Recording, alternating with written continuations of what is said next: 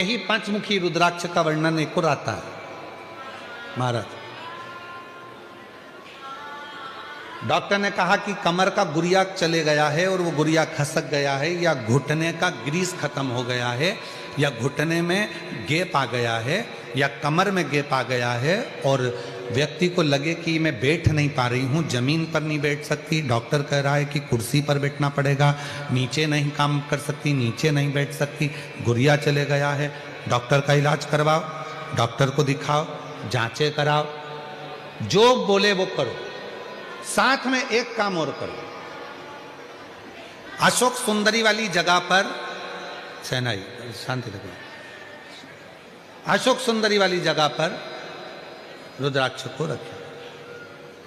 अगर पांचमुखी रुद्राक्ष सीहोर का यदि आपके पास में है तो वो रुद्राक्ष को अशोक सुंदरी वाली जगह, अशोक सुंदरी का स्थान आप लोगों को पहले भी बताया, ये शिवलिंग, ये जलाधारी, ये जल बह रहा है, बीच में जो स्थान है वो अशोक सुंदरी का स्थान है। राइट में गणेश जी, लेफ्ट में कार्तिकेय जी, जलाधारी, पार्वती जी का हस्तकमल, शिवलिंग, शंकर का स्वरूप।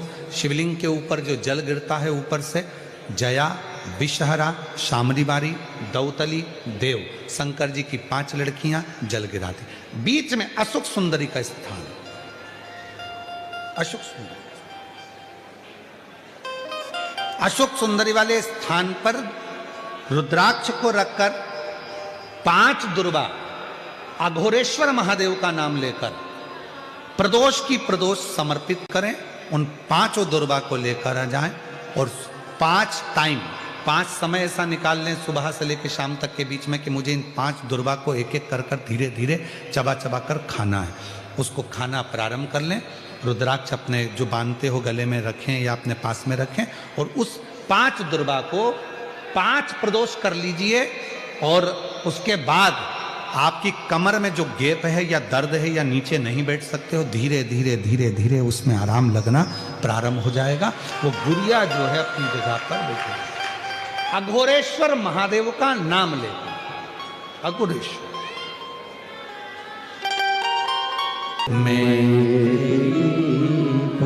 और अघोरेश्वर महादेव एक ऐसे महादेव का स्वरूप जिन्होंने शांति, शीतलता और मार्ग को प्रशस्त किया, मार्ग को प्रशस्त,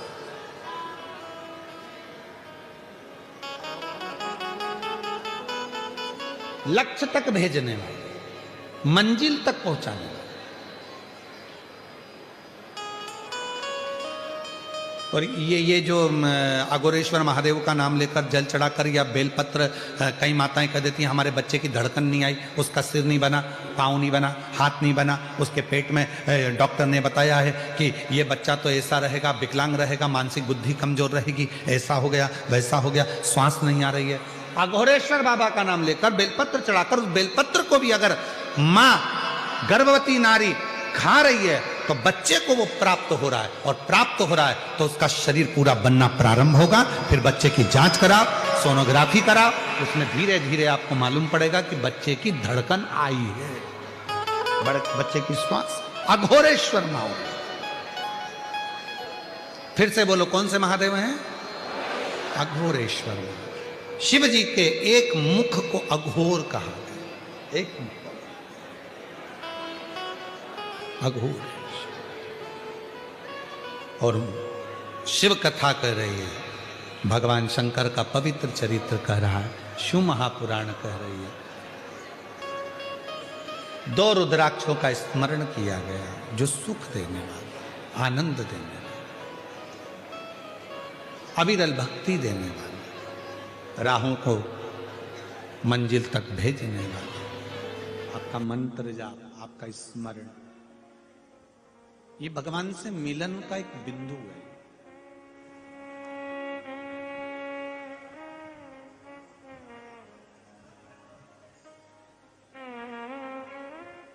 जिस दिन हम संसार के भरोसे ना रहकर भोलेनाथ के भरोसे पर रहना प्रारंभ कर देंगे, उस दिन हमारे घर को, परिवार को, कुटुंब को और हमको चलाने वाला कोई दूसरा नहीं रहेगा, मेरा शंभू ही रहेगा।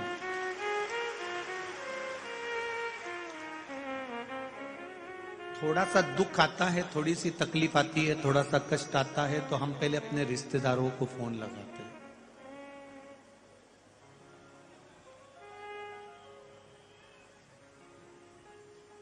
थोड़ी सी तकलीफ आई, थोड़ा सा दुख आया, तो हमने अपने रिश्तेदारों को फोन लगाया, हमने अपनों को फोन लगाया, अपने परिवार वालों को फोन लगाया, सबसे जाकर कहा। तब भी वो अगर काम नहीं होता, तब आखिरी में हम फिर ना जाने कहां कहां चले जाते हैं, कहीं तंत्र में, कहीं मंत्र में, कहीं विद्या में, कहीं जादू में, कहीं टोने में, कहीं कहीं कहीं कहीं।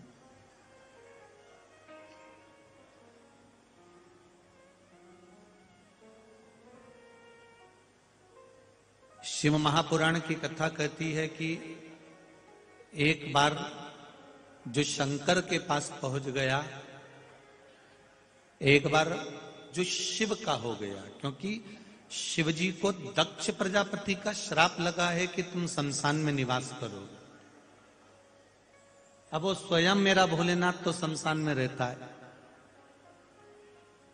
अब जो एक बार शिव की शरण में जाकर बैठ जाता है, शंकर के पास जाकर बैठ जाता है, शिव कथा में जाकर बैठ जाता है, तो उसको फिर ये भय नहीं होना चाहिए कि दुनिया के लोगों ने आपको कुछ कर दिया या धर दिया। ना ना ना, आप शिव के हो गए और शिव आपका हो गया। फिर ना तो कोई तंत्र है, ना कोई मंत्र है, ना कोई जादू है, ना कोई टोना है, ना कोई विद्या। फिर केवल एक है, आपके द्वारा चढ़ाया गया एक लोटा जल सारी समस्या का। इसके सिवा कोई दूसरा साधन ही नहीं है।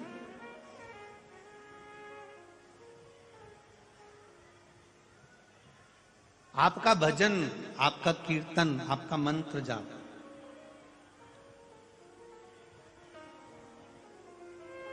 आप सब कुछ परमात्मा को देखकर रखो। आप दूसरे के भरोसे पर जी रहे हो। आज भी तुम भोलेनाथ के भरोसे पर नहीं जी रहे हो। कोई दूसरा तुमको चला रहा है। अब आप कहोगे गुरुजी हमको कोई दूसरा चला ही नहीं सकता, हम तो अपने आप में जी रहे हैं। अगर आप अपने आप में जीते होते तो किसी ने कुछ बोला, अपशब्द कहा, तो तुम्हें बुरा लगा कि नहीं लगा? बोलो तो जम के लगेगा ना बुरा। मतलब उसने कुछ कहा तो तुम्हें बुरा लगा, मतलब वो तुमको चला रहा। उसने अच्छा बोला, तुमको अच्छा लगा, मतलब वो तुमको चला रहा है। तुम्हारे मन को उसने काबू में कर कर रखा। जब किसी की बात का बुरा ना लगे, कोई तारीफ भी करे तो भी अच्छा ना लगे, बस ये लगे कि मैं पृथ्वी पर आया हूं और मेरा परिवार, मेरा घर, मैं खुद मेरे महादेव का दिया हुआ हूं, तो मेरा महादेव ही अच्छा और बुरा कर सकता है।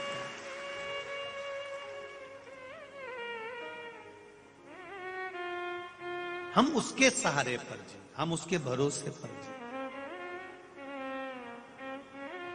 लोग कहते हैं मेरे साथ में इतने लोग हैं, मेरे साथ में 1000 लोगों की टीम खड़ी है।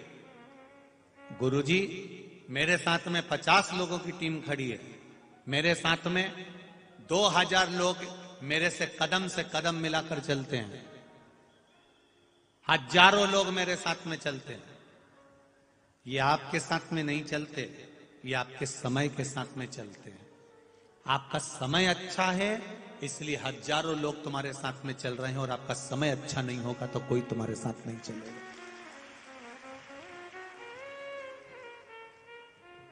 ये कहना भूल जाओ कि मेरे साथ 1000 लोग चल रहे हैं, 10,000 लोग चल रहे हैं, 50,000 लोग चल रहे हैं, 25,000 लोग चल रहे हैं। ये आपके साथ नहीं चलती, ये आपके समय के साथ चलती।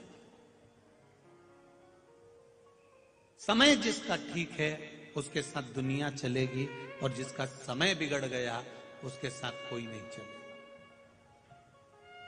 समय नहीं बिगड़ना चाहिए। इसलिए पहले दिन की कथा में कहा था, एक होता है वक्ता और एक होता है वक्त।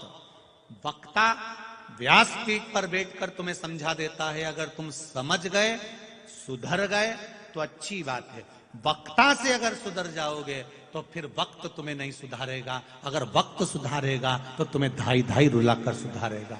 इसलिए वक्ता से सुधर जाओगे तो जिंदगी सार्थक हो सकती। और दुनिया का सबसे श्रेष्ठ वक्ता, दुनिया का सर्वश्रेष्ठ कथाकार,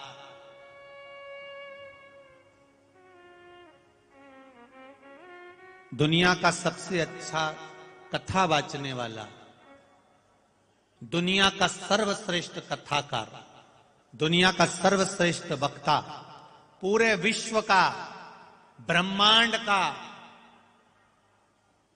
प्रत्येक जगह का सबसे अच्छा अगर कोई वक्ता है, सबसे अच्छा यदि कोई वक्ता हुआ है, सबसे अच्छा अगर कोई कथाकार हुआ है तो केवल एक हुए हैं, वो हैं भगवान शंकर, जो अपनी धर्म पत्नी पार्वती को कथा सुना रहे हैं। कथा किसको सुना रहे हैं? सुखदेव जी महाराज ने राजा परीक्षित को कथा सुनाई। सनकादि ऋषियों ने देव ऋषि नारद को कथा सुनाई। काकभुसुंडी जी और गरुण जी का संवाद हुआ। सारे संवाद हमारे सामने हैं। 88,000 ऋषियों का संवाद हमारे सामने है। सूत जी का संवाद हमारे सामने है। इतने सारे वक्ता तुमने देखे होंगे, इतने सारे कथाकार हमारे शास्त्रों को उठाकर देखिए। सूत जी महाराज का चरित्र आएगा, 88,000 ऋषियों का चरित्र आएगा, सुखदेव जी महाराज का चरित्र आएगा, राजा परीक्षित का चरित्र आएगा, काकभुसुंडी जी का चरित्र आएगा, गरुण जी का चरित्र आएगा। आप जितनों को उठाकर देखेंगे, सबको उठाकर देखिए, पर कोई कथाकार ऐसा मिल जाए जो अपनी धर्म पत्नी को अकेले में बैठकर कथा सुना रहा हो, ऐसा वक्ता दुनिया में नहीं मिल सकता। वो केवल एक देव अधिदेव महादेव है, वो केवल एक शिव हैं, भगवान शंकर। क्योंकि दुनिया के वक्ता दुनिया को सुधारने का काम करते हैं और मेरा महादेव अपने आप को और अपने परिवार को सुधारने का काम करते हैं। मेरा महादेव, मेरे शिव अपने आप को सुधारने का कार्य करते हैं कि मैं पार्वती को सुधार दूंगा, मैं पार्वती को ज्ञान दे दूंगा। पार्वती को अगर ज्ञान मिल गया, पार्वती अगर सुधर गई तो इसके गर्भ से जो संतान होगी वो सुधरी हुई होगी। क्योंकि हम सुधरेंगे, जम के बोलो जरा, युग सुधरेगा। हम बदलेंगे, युग बदलेगा। आज का इंसान दूसरे को बदलने में लगा हुआ है। आज का इंसान अपने पड़ोसी को बदलने में लगा हुआ है। आज का इंसान अपने माता पिता को बदलने में लगा हुआ है। आज का इंसान अपनी पत्नी को बदलने में लगा हुआ है। पत्नी पति को बदलने में लगी है, भाई भाई को बदलने में लगा है, प्रत्येक व्यक्ति दूसरे को बदलने में लगा है। पर ऐसा वक्ता दुनिया में नहीं हुआ जो सबसे पहले अपनी पत्नी को सुधार रहा है, अपनी धर्म पत्नी को ज्ञान दे रहा है, अपनी पत्नी को कथा सुना रहा है। क्यों? क्योंकि पत्नी अगर कथा सुनेगी तो गर्भ में जो बच्चा होगा वो कथा को सुनेगा तो वो ज्ञानी होगा। उसकी जो संतान होगी वो ज्ञानी होगी, उसकी जो संतान होगी वो ज्ञानी होगी। और तुम अंदाजा लगा कर देखिए, भगवान विष्णु के कितने बच्चे हुए, ब्रह्मा जी के कितने बच्चे हुए, इंद्र के कितने बच्चे हुए, जल देव के कितने बच्चे हुए, वरुण देव के कितने बच्चे हुए, गरुण देव के कितने बच्चे हुए, उसका अंदाजा नहीं होगा। पर आज भी अगर किसी के बच्चों को याद किया जाता है तो वो देव अधिदेव महादेव के बच्चों को याद किया जाता है। इनके पुत्र हैं सदानंद कार्तिकेय, इनके पुत्र हैं श्री गणेश जी महाराज। और केवल गणेश जी को याद नहीं करते, गणेश जी के भी पुत्रों को याद किया जाता है, लाभ और क्षेम को, शुभ और लाभ को। क्योंकि जो ज्ञान दिया है गर्भ का, जो पार्वती जी को ज्ञान दिया गया, वो कोई साधारण नहीं हो सकता।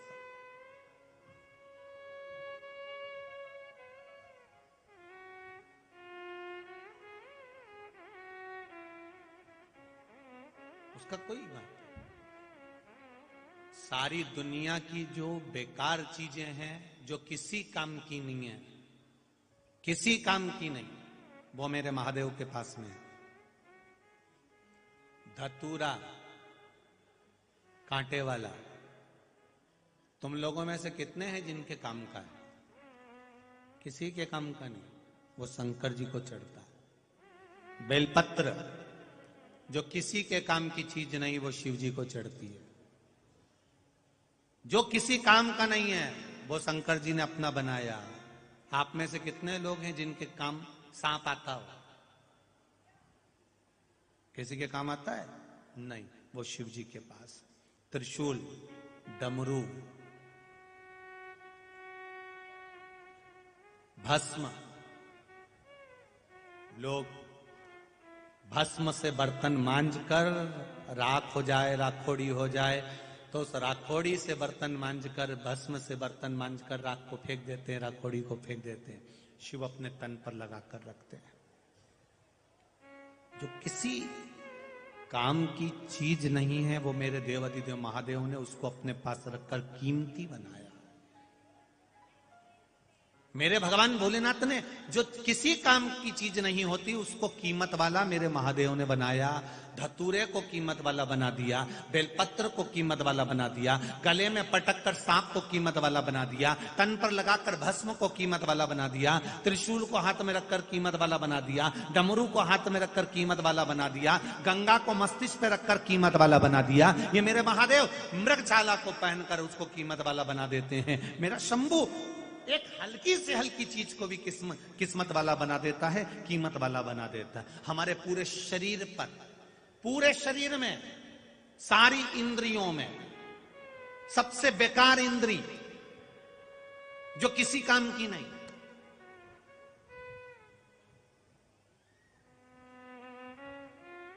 जो चली भी जाए तो उसकी जगह दूसरी इंद्री काम कर सकती है, वो एक ही इंद्री है जो किसी काम की नहीं है, हमारी नासिका।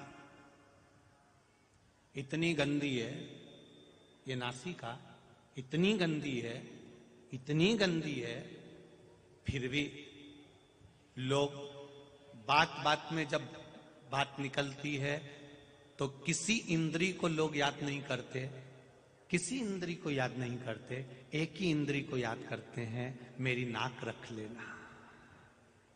क्या बोलते हैं? जम के बोलो जरा, मेरी नाक रख लेना। जो इंद्री किसी काम की नहीं है, जो गंदी पड़ी है, बेकार है, और लोग बात बात में कह देते हैं मेरी नाक रख लेना, फिर कहते हैं मेरी नाक मत काट देना साहब। अब मतलब ये इस नाक को, इस नाक ने भी परमात्मा के पास जाकर विनय जब करी, सारी इंद्रियों ने निवेदन करा कि हाथ में ये देवता बैठेंगे, जंघा पर ये देवता बैठेंगे, नाभि पर ये देवता बैठेंगे, वक्ष स्थल पर ये देवता बैठेंगे। आप अगर शास्त्र को पढ़ेंगे तो आपको मालूम पड़ेगा कौन कौन से अंग में कौन कौन से देवता बैठे हुए हैं। इन अंग में ये देवता बैठेंगे, केवल नासिका अकेली रह गई, इस पे कोई देवता बैठने को तैयार नहीं था। इस नासिका पर कोई देवता बैठने को तैयार नहीं है। तब भोलेनाथ जी ने कहा तू चिंता मत कर, मैं दुनिया में तेरे को इतना कीमत वाला बना दूंगा कि बात बात में किसी अंग को लोग याद नहीं रखेंगे पर तुझे याद रखेंगे। बस मेरा महादेव, मेरा भोलेनाथ है ही ऐसा, मेरा शंभू, मेरा शंकर, मेरा त्रिकालदर्शी, मेरा कैलाशी, मेरा भूतेश्वर, मेरा गोपेश्वर, मेरा चकलेश्वर है ही ऐसा। वो यही विचार करता है जो किसी काम का नहीं। हम आपसे भी कहेंगे, लाखों की संख्या में आप लोग कथा सुनने के लिए आए हो, 300 एकड़ में पार्किंग बनाई गई। कितनी एकड़ में? 300 एकड़ में पार्किंग बनाई गई है, पर वो 300 एकड़ की पार्किंग भी आज भरा गई और रोडों पर गाड़ियां खड़ी हुई हैं। जरा विचार करिएगा, इतनी संख्या में आप लोग हैं। पंडाल में तो जगह नहीं है, बाहर भी लोग धूप में, कड़कड़ाती हुई इस धूप में बैठकर कथा सुन रहे हैं, और उसके भी बाहर जो रोड गई है उस रोड पर लोग बाग बीच में बैठकर कथा सुन रहे हैं। जरा विचार करना कि यहां से जो सीधी रोड गई उस पूरी रोड पे पब्लिक बैठी हुई है कथा सुनने की। विचार करिए जरा, ये भक्ति है आपकी। सीहोर वाले महाराज ने आपको कुछ नहीं दिया, पर ये भक्ति, विश्वास, दृढ़ता जो आप रखकर आए हो, 3 घंटा बैठकर जो कथा सुन रहे हो कड़कती हुई धूप में, जगह मिली तो ठीक, नहीं मिली तो ठीक, ऐसी कड़क धूप में भी बैठकर, रोड पर बैठकर, होटलों पर बैठकर, जहां जगह मिल रही है गाड़ियों पर बैठकर कथा सुन रहे हो, तुम्हारी ये भक्ति खाली नहीं जाएगी। मेरे बाबा के दरबार से जाओगे तो झोली भरी लेकर जाओगे, ये निश्चित है।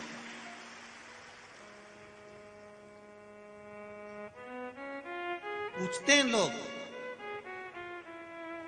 ऐसा क्या है शिवपुराण में? अभी मालेगांव में हो गई, पल्ली बैजनाथ में हो गई, परभणी में हो गई। सोच रहे थे कि थोड़े मालेगांव में हुई है तो थोड़ी यहां पर लोग, अब भी हुई है तो कम पहुंचेंगे, पर मालेगांव का भी रिकॉर्ड तोड़ दिया और यहां इतनी संख्या में आप लोग आए। क्या है शिव तत्व में? क्या शंकर की कथा?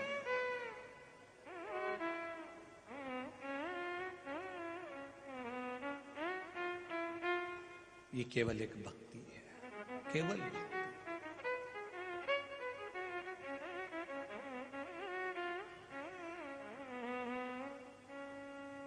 और तेरी कृपा बिना न हिले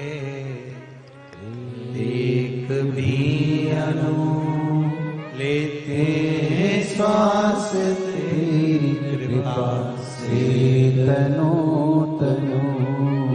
बखान क्या करूं मैं राखों के ढेर का, चपटी भभूत में खजाना हुएगा।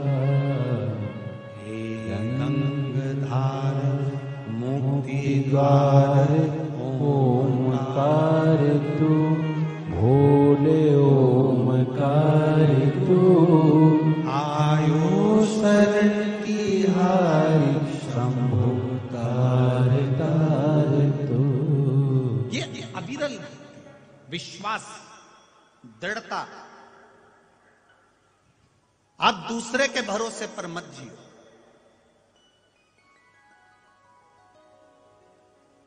बहुत छोटा सा जीवन है महाराज। ए परवणी की जी जियो और परवणी के जी जाऊं, बहुत छोटा सा जीवन। इस छोटे से जीवन में जितनी अलमस्तता से, जितने आनंद से जी सकते हो, उतने आनंद से जियो, उतने आनंद से।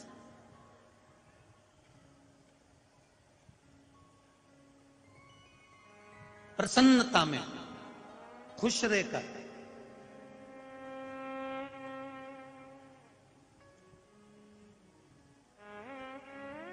हंसना, मुस्कुराना, हंसी, प्रसन्नता, चेहरे पर स्माइल परमात्मा ने केवल मनुष्य को दी है, बाकी के किसी को नहीं दी। 84 लाख योनियों में से एक एक योनि को उठाकर देख लेना। तुमने कभी माथे के जुए को हंसते हुए देखा है? अरे बोलो तो जम के नहीं। मछली को, कुत्ता को मुस्कुराते देखा है? सूअर को, हाथी को हंसते हुए देखा है? नहीं। किसी जानवर को, किसी पशु पक्षी को हंसी नहीं दी भगवान ने, किसी को नहीं दी। केवल एक मनुष्य को दी है, मानव। पार्वती जी ने शिव जी से पूछा था ये प्रश्न कि आपने ये मनुष्य को स्माइल, प्रसन्नता, मुस्कुराहट, हंसी क्यों दी है? किस लिए दी है? शंकर भगवान ने कहा ये मुस्कुराहट, ये हंसी, ये स्माइल उसको इसलिए दी है कि ये भी एक इबादत है, ये भी एक प्रार्थना है, ये भी एक भक्ति है। दुनिया का कितना बड़ा भी दुख आ जाए, कितना भी गम आ जाए, कितनी भी तकलीफ आ जाए, और तुम्हारे चेहरे पर अगर मुस्कुराहट है, स्माइल है, हंसी है, तो वो दुख अपने आप कट जाए। ये स्माइल दिए परमात्मा।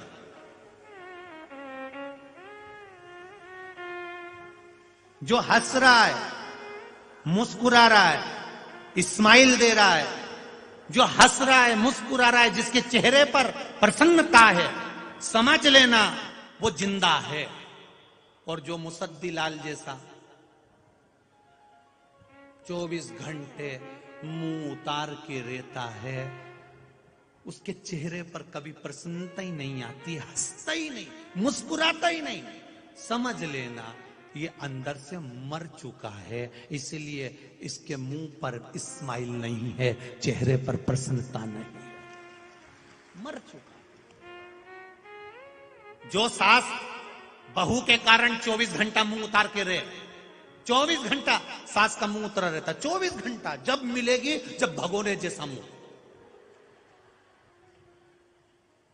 जब मिले जब, समझ जाना।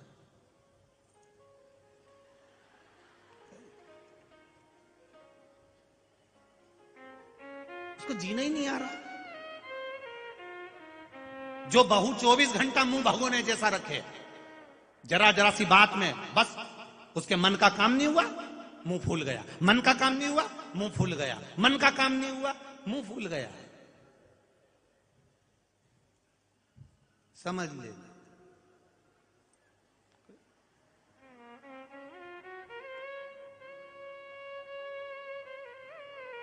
अब जो चले ही गया उसको तुम प्रसन्न करने का विचार करते हो। कई बहुएं लगी रहती हैं अपनी सास को खुश करने के लिए, मैं मम्मी मम्मी स्वारी क्षमा चाय ला दूं। अब सास को प्रसन्न कर रही, वो तो पहले ही निपट गई।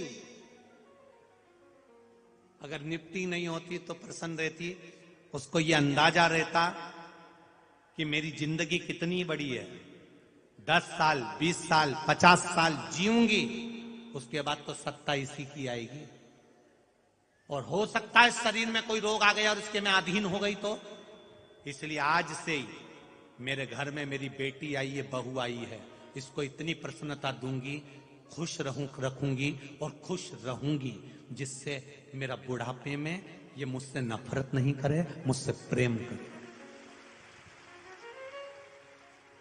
ये मुझसे प्रेम करे, ये मुझसे नफरत ना करे। सास बहू से प्रेम करे, बहू सास से प्रेम करे। बहुत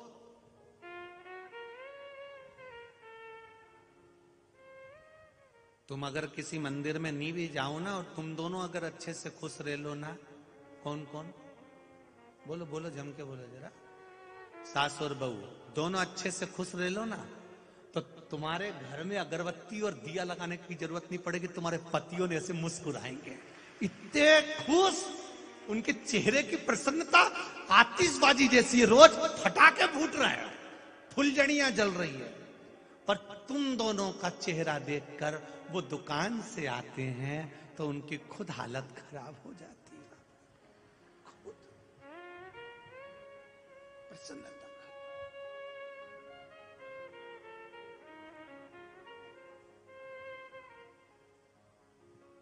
क्या लाए थे, क्या ले जाओगे? मुट्ठी बांधे आए थे, जम के बोलो जरा, खाली हाथ जाओगे। ये जिसने भी लिखा है वो गलत लिखा है, इसलिए हमने बोल के बताया।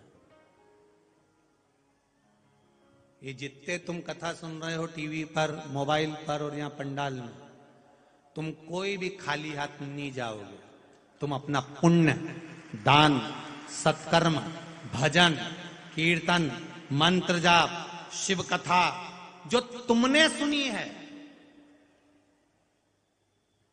अपना किया गया भजन, अपना किया गया कीर्तन, अपना किया गया मंत्र जाप, अपना किया गया नाम जाप, आप स्वयं अपने साथ, कोई दूसरा लेकर नहीं जाएगा। आपकी सुनी हुई कथा ये किसी दूसरे के खाते में नहीं जाएगी, तुम्हारी कथा तुम्हारे खाते में इसी मुष्टिका में बंद कर अंत समय तक जाएगी, कोई दूसरी चीज। सब बाकी का जो तुमने दुकान पे बैठ के कमाया वो यहीं रह जाना, वो तुम्हारा नहीं है। घर बनाया वो तुम्हारा नहीं है, गाड़ी बंगला तुम्हारा नहीं है, पर जो भजन तुमने किया है, शिव कथा जो तुमने सुनी है, शिव महापुराण की कथा का रसतत्व जो तुमने ग्रहण करा है, वो तुम्हारा है। हम दूसरे को ना समझाएं, अपने आप को समझाएं। मेरे महादेव ने पार्वती जी को अमर कथा सुनाई है, और वो अमर कथा कोई दूसरी नहीं थी, यही पुराण, यही वेद, यही शास्त्र है, यही श्रीमद् भागवत, यही राम कथा, यही शिव कथा, यही विष्णु पुराण, यही अग्नि पुराण, यही नर्मदा पुराण, यही पद्म पुराण, यही कूर्म पुराण, यही ब्रह्मवेत्ता पुराण, यही नारद पुराण, यही पुराणों को भगवान शिव ने श्रवण करा दिया। शंकर भगवान कोई दूसरी चीज नहीं सुनी। अपने आप को हमने जिस दिन सुधार लिया, उस दिन जीवन सुधर गया। विश्वास रखकर, दृढ़ी बनकर हम अपने कर्म को करते रहे, उस दिन हम आगे निकल गए। कितना सुंदर एक संवाद है। एक नगर में, एक क्षेत्र में पानी की कमी पड़ गई, अकाल पड़ गए।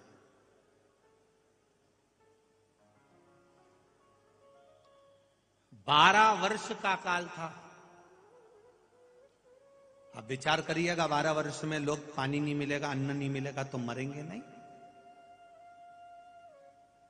12 वर्ष का अकाल क्षेत्र में पड़ गया। कोसों दूर तक पानी नहीं, कोसों दूर, हजार 2 हजार किलोमीटर, 1.5 हजार चले जाओ, पानी नहीं है, अन्न नहीं है। 12 वर्ष का अकाल पड़ गया। लोग त्राही त्राही करने लगे, मरने लगे। 9 वर्ष निकल गए। 9 वर्ष। पार्वती जी ने भगवान शिव जी से कहा, चलो जरा देख कर आए, पृथ्वी को थोड़ा सा दोष लगा है और 12 वर्ष का अकाल का योग बना है। 9 साल निकल गए, हजारों लाखों लोग मर गए। जो बचे हैं कम से कम हम उनका दर्शन तो करिए। शिव जी ने पार्वती जी को नंदी पर बिठाया, और नंदी पर बिठाकर भगवान शंकर पार्वती जी को लेकर भ्रमण के लिए निकले। भ्रमण के लिए निकले तो उन्होंने क्या देखा कि एक किसान, एक काश्तकार किसान कंधे पर हल लेकर अपने 2 बैलों को लेकर जमीन को जोत रहा है, जमीन पर हल चला रहा। पार्वती जी ने शिव जी से कहा, अकाल के तो 9 साल हुए हैं, अभी 2-3 साल बाकी हैं। जब इतने साल बाकी हैं तो अभी से हल चलाकर इसको कौन सी कुछ चीज मिल जाना है। और दुबला पतला हो रहा है बेचारा किसान, काश्तकार दुबला हो रहा है, पतला। बैल भी सूख रहे हैं क्योंकि उनको कुछ खाने को नहीं मिल रहा, पीने को नहीं मिल रहा। किसान भी दुबला हो रहा है। पार्वती जी ने शिव जी से कहा, भोलेनाथ ये बेचारा क्यों परेशान हो रहा है? जब पानी गिरना ही नहीं है, जलवृष्टि होना ही नहीं है, तो हल चलाने से मतलब क्या है किसान को? शिव जी ने कहा, मुझे नहीं मालूम, तू पूछिए जाके अब किसान से। पार्वती जी ने एक बूढ़ी माता का रूप धारण करा, किसान के पास जाकर, काश्तकार के पास जाकर पूछा, भैया 12 वर्ष तक अकाल पड़ना है पूरी पृथ्वी पर, तुम्हें मालूम नहीं होगा, पर मुझे किसी संत ने बताया है कि 12 वर्ष तक अकाल पड़ेगा। और अभी तो 9 साल हुए हैं, तुम ये हल जमीन पर क्यों चला रहे हो? किस लिए चला रहे हो? किसान ने कहा, माता जी मैं किसान हूं, मेरी आदत है हल चलाने की, अगर मैं नहीं चलाऊंगा तो मैं कहीं शरीर बेकार ना हो जाए, काम करता रहूंगा तो मेरा शरीर अच्छा बना रहेगा, इसलिए मैं हल इसलिए चला रहा हूं कहीं मैं हल चलाना भूल ना जाऊं, इसलिए मैं हल चलाता हूं, रोज चलाता हूं, रोज जमीन को तैयार करता हूं, रोज। तो पानी तो गिर ही नहीं रहा, जल वृष्टि तो हो ही नहीं रही, फिर हल चलाने से मतलब क्या? भले जल वृष्टि ना हो पर अपन अपना कर्म तो करें।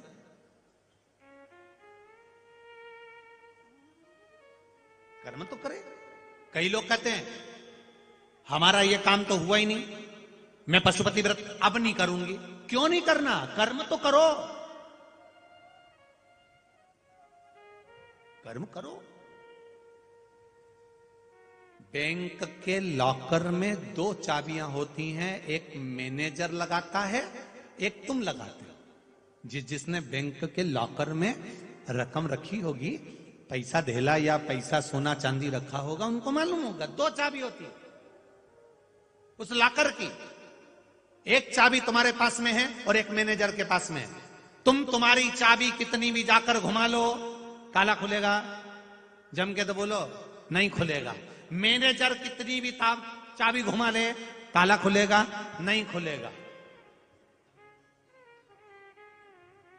चाबी दोनों लगना चाहिए, तब ताला खुलेगा। आप अपने कर्म की चाबी घुमाते रहो, दुकान जाते रहो, काम करते रहो, व्यापार करते रहो, और अपनी पढ़ाई की तैयारी करते रहो, अपनी विद्या की तैयारी करते रहो, अध्ययन करते रहो, कर्म करते रहो, और कर्म की चाबी घुमाते रहो, घुमाते रहो, घुमाते रहो, और फिर चाबी को घुमाते घुमाते आवाज लगाओ मैनेजर को, सर ताला नहीं खुल रहा। फिर मैनेजर आएगा, चाबी लाएगा, घुमा के जाएगा, उसके बाद कहेगा खोल लो, फिर तुम चाबी घुमाओगे, ताला खुल जाएगा। कर्म की चाबी लगाते लगाते लगाते लगाते उस सर को याद कर लो, महादेव को याद कर लो, वो भी एक चाबी लगाकर जाएगा और तुम्हारे भाग्य का ताला खोल जाएगा। ये 2 चाबियां होती हैं, 2 चाबी के बिना बैंक का लॉकर नहीं खुलता। एक कर्म की और एक उस भोलेनाथ की भाग्य। तुम कर्म की चाबी लगाओ, वो भाग्य की चाबी लगा जाए। क्या मिलता है शिव पुराण में जाने से? क्या मिलता है टीवी के सामने 2-3 घंटा कथा बैठकर सुनने से? क्या मिलता है मोबाइल पर कथा सुनने से? तुम अपनी कर्म की चाबी घुमा रहे हो, तुम अपना कर्म कर रहे हो। मैं कथा सुनने जाऊंगी, मैं भगवान के दरवाजे पर जाऊंगी, मैं 2 कदम चलकर परमात्मा के द्वार जाऊंगी, मैं अपने गांव से गाड़ी में बैठकर शिव महापुराण की कथा सुनने के लिए जाऊंगी, मैं अगर शंकर की कथा तक जाऊंगी तो ये मेरा विश्वास करता है कि वो महादेव भी कैलाश से मेरे दरवाजे पर आएगा। कर्म करते रहो, कर्म की चाबी घुमाते रहो, वो महादेव भाग्य की चाबी घुमाकर जरूर जाएगा। आप अपना कर्म से पीछे क्यों हटना? क्यों हम अपने कर्म से पीछे हटे? करिए कर्म।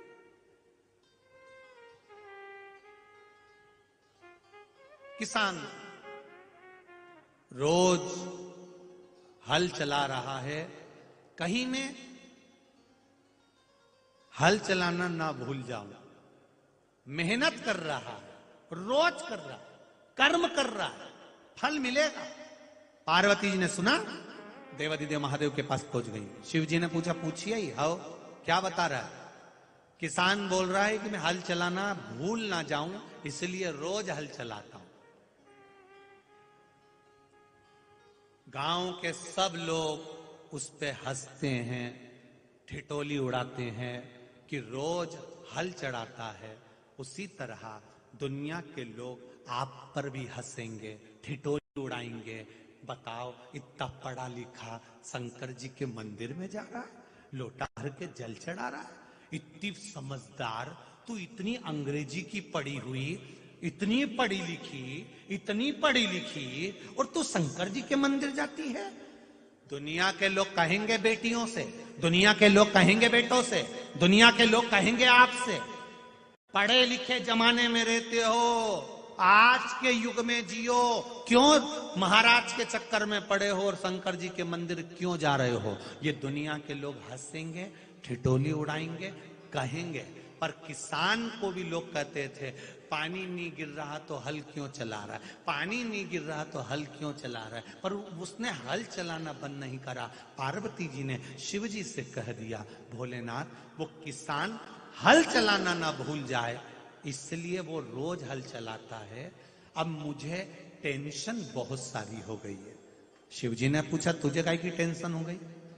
पार्वती जी बोली, तुम्हारी झोली में, जो कंधे पे झोली टंगी रहती है, उसमें एक शंख है, जिसको वर्षा शंख कहते हैं। तुम जब जब बजाते हो तब तब वर्षा होती है, पर प्रभु 9 साल निकल गए, तुमने एक बार भी शंख बजा के देखा? शिव जी बोले, उससे क्या होगा? पार्वती जी बोली, किसान हल इसलिए चला रहा है कि हल चलाना ना भूल जाए। मुझे तो लगता है कि तुम भी शंख बजाना भूल गए। शिव जी ने पार्वती से कहा, ऐसा नहीं हो सकता कि मैं शंख बजाना भूल जाऊं, ये कभी नहीं हो सकता। पार्वती जी बोली, मैं तुम्हारी बात मान ही नहीं सकती, मैं नहीं मान सकती कि तुम शंख बजाना नहीं भूल। शिव जी बोले, पार्वती तू मुझे हल्का फुल्का समझती है क्या? मैं शंख बजाना कभी नहीं भूल सकता। पार्वती जी बोली, फालतू की बात मत करो, मुझे सब मालूम है, तुम्हें शंख बजाना 9 साल में तुम भूल चुके हो, पक्के में भूल चुके हो। शिव जी ने कहा, मैं बोल रहा हूं ना नहीं भूला। पार्वती जी बोली, मैं नहीं मान सकती। शंकर जी ने निकाला झोली में से शंख और पार्वती से कहा, दे कभी बजा के बताता हूं। और जो शंख बजाया, अब वर्षा शंख था, बजाते से बादल घुमड़ के आ गए और पानी गिरना चालू हो गया। बादल घिर के आए, पानी गिरना प्रारंभ। तुम जाओ शिव के मंदिर, तुम जाओ शंकर जी के मंदिर, एक लोटा जल चढ़ाने के लिए जाओ, जाते रहो, जाते रहो, जाते रहो, जाते रहो। दुनिया के लोग हंसेंगे, गालियां देंगे, अपशब्द कहेंगे, ताने कसेंगे। तुम रोज घर से लोटा लेकर पानी डालने के लिए, शिव जी को चढ़ाने के लिए जाओगे, लोग हंसेंगे। दुकान, जितनी दुकान तुम्हारे घर के सामने होगी, वो भी ठिठोली उड़ाएंगे। चल दी सती सावित्री।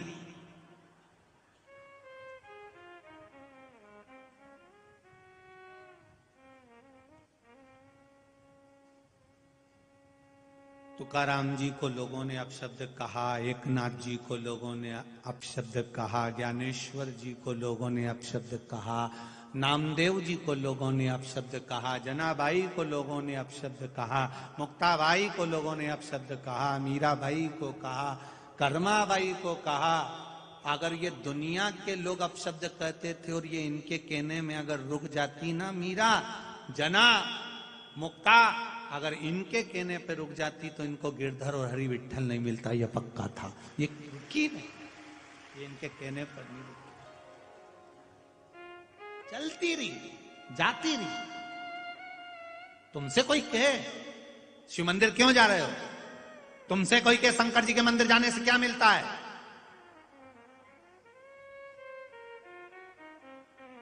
क्या मिलता है शिव जी से, शिव जी के मंदिर जाने से?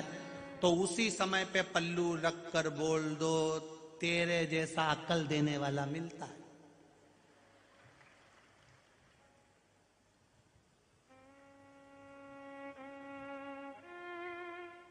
लोग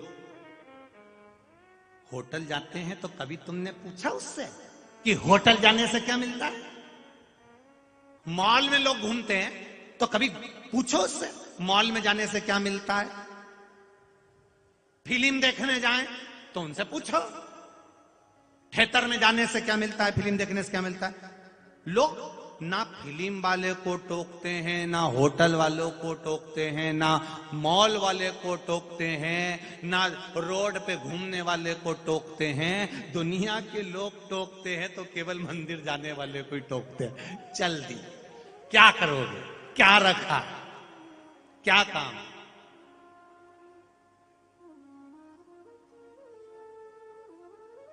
एक छोरा, एक लड़की सिर पे तिलक लगा के चली जाए तो इसकी बेस्ट फ्रेंड 25 बार पूछेगी, पूजन में से आ रही हो? आज तुम्हारे यहां पूजन थी क्या? आज तुम्हारे यहां कोई पाठ था क्या? तो वो पूछे क्यों, क्या हो गया? तूने तिलक लगाया है ना। तो इतने में उसको शान से कह देना चाहिए, ये मेरे सनातन धर्म की निशानी है, इसलिए लगा कर जा।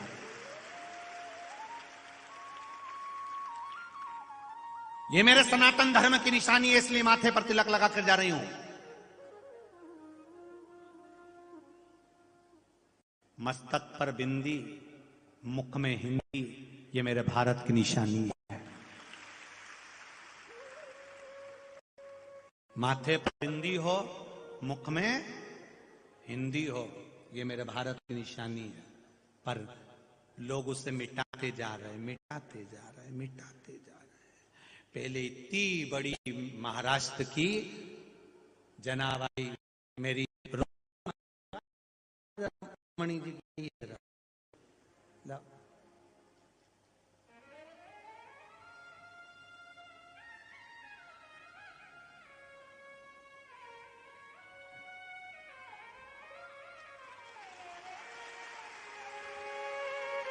माता रुक्मणी जी के मस्तक पर बिंदी जो दिखती है, तुम कभी जाना पंढरपुर में, ऐसी बड़ी कंकु की बिंदी, इतनी बड़ी।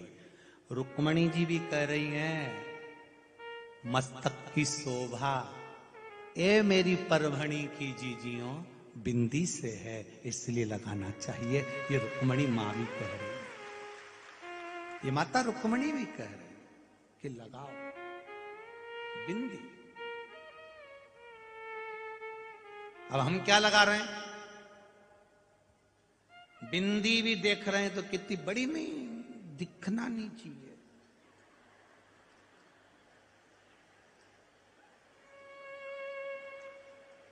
कैमरे वाले भैया आना जरा बाजू में मेरे।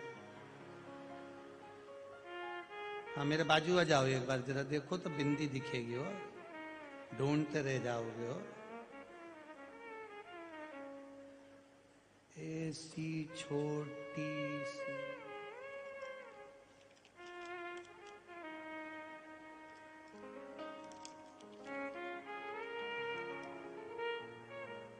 दिख गई, दिखी,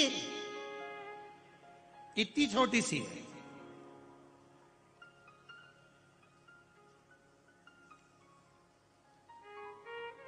ये निशानी है हमारी। मस्तक पर तिलक हो, गले में तुलसी या रुद्राक्ष की माला हो, और भगवान का भजन तुम्हारे मुख पर सदा हो, ये निशानी है।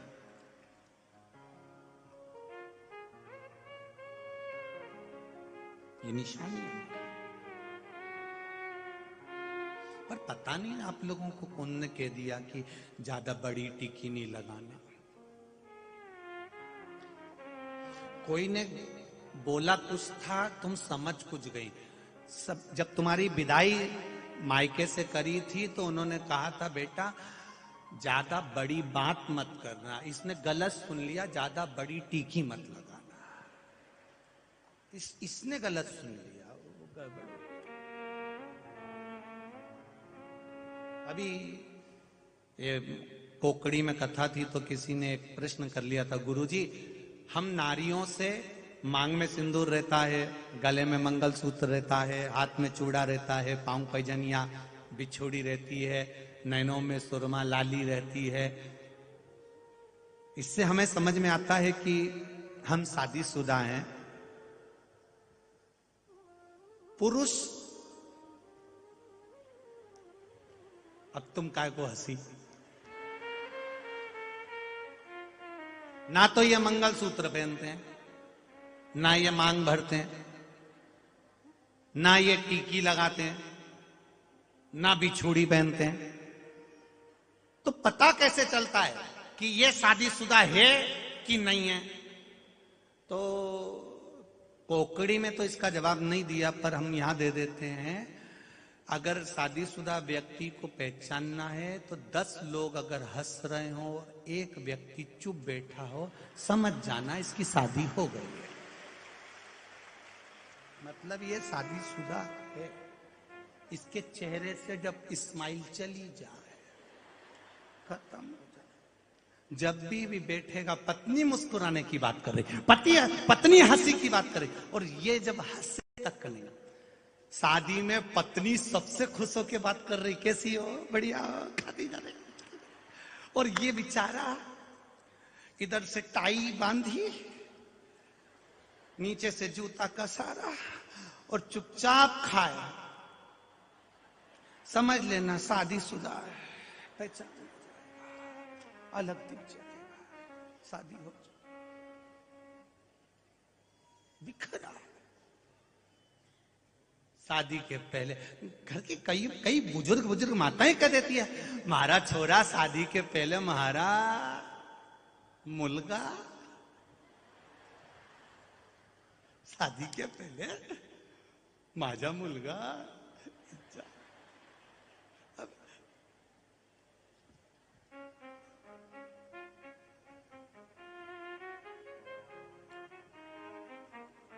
अब शादी के बाद अब कई बोलूं, मुलगा को तो मुलगी हलाल कर लो,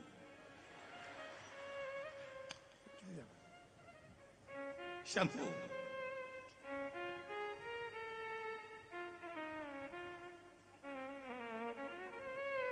शिव कथा कर रही है।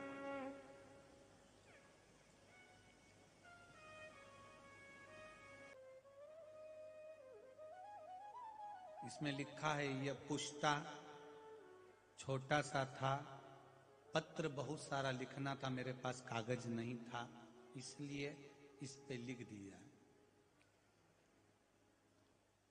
जिसने लिखा है इस पुष्टे पर, वो अपनी जगह पर खड़े हो जाना। शिव भोले का क्या बखान करूं गुरुदेव, 13 साल हो गए थे मेरे यहां संतान नहीं थी। 13 वर्ष से कोई संतान का सुख नहीं था। जिसने लिखा हो अपनी जगह खड़े होकर दोनों हाथ हिला देना। 13 वर्ष से संतान नहीं। गुरुदेव हर जगह से आस छोड़ दी थी। आड़ा टेढ़ा लोग कहते थे,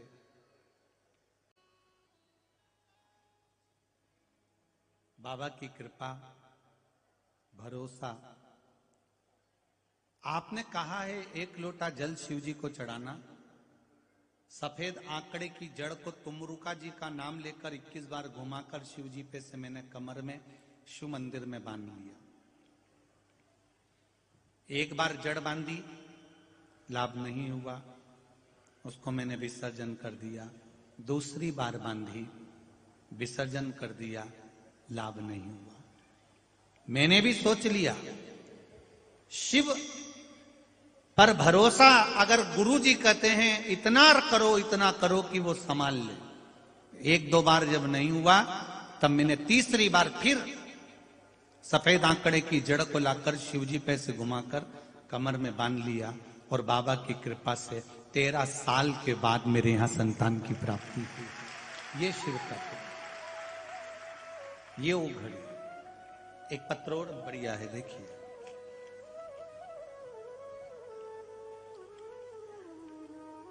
माधुरी शाह सिंधे, मैं सेलू की रहने वाली हूं। कहीं बैठी हो तो हाथ हिला सकती हैं, कहीं बैठी हो तो अपना हाथ हिला सकती हैं। मैं माधुरी शाह सिंधे, मैं सेलू की रहने वाली हूं गुरुदेव। मेरे पेट में 2 गांठ हो गई थी जो बहुत वजनदार थी। डॉक्टर को दिखाया, ऑपरेशन का कहा गया, पर 2 गठान का ऑपरेशन डॉक्टर भी कह रहे थे कि ये कुछ भरोसा नहीं है। तब मैंने टीवी पर मालेगांव की कथा सुनी, कौकड़ी की कथा सुनी। ये दोनों कथा सुनी और नियम लेकर मैंने टीवी के सामने कथा को सुना।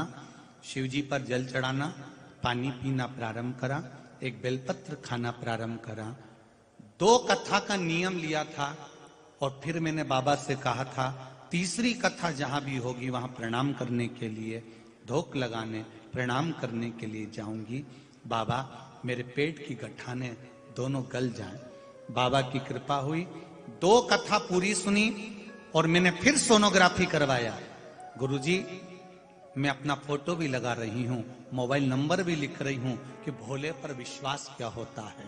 टीवी के सामने कथा सुनी, जल पीती, बेलपत्र खाती और आज तीसरी कथा में मुझे बाबा ने सोनोग्राफी जब करवाई तो मेरी दोनों गठाने गल चुकी थी। तो मैं यहां आई हूं बाबा को प्रणाम करने के लिए। अपना फोटो भी मैंने लगाया, टीवी पे देख रहे होंगे आप लोग, मैं फोटो भी लगा रही, मेरा मोबाइल नंबर भी लिख रही, मेरा शिव, मेरा ओघड़ी, मेरा भोलेनाथ, मेरा शंभू, मेरा त्रिकालदर्शी, मेरा कैलाश, अविनाशी, क्या नहीं देखा। एक पत्र और देखिए, मेरा नाम मयूरी पवार है। मेरी शादी को 7 साल हो चुके थे। हमने इंदौर, पूना, परभणी, अहमदाबाद, हैदराबाद जगह जगह पर जाकर इलाज करवाया।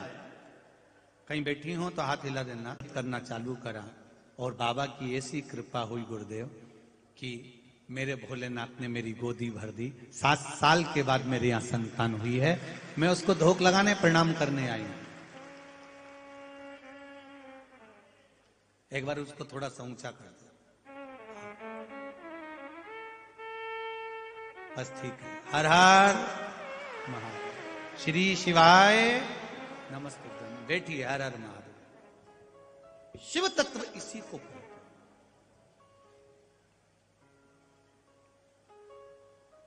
एक पत्र और पढ़ते हैं।